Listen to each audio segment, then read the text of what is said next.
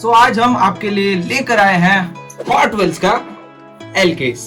सो ये है हमारा ट्रेजरेंट और ये है हमारा सुपर ट्रेजरेंट। और अगर हम लकी हुए तो हमें डेफिनेटली यहाँ पे सुपर ट्रेजरेंट भी निकल सकता है। सो बिना कोई देरी किए अब हम करने वाले हैं इसकी अनबॉक्सिंग। चलो फिर बिना देरी किए स्टार्ट करते हैं। तो सबसे पहले मैं इस बॉक्स को जो है वो कर लेता हूँ अनबॉक्स। और यहाँ पे हमारी ये बहुत सारी हॉट व्हील्स, चलो फिर भाई यहाँ पे गिरा ही देते हैं ना सारा का सारा,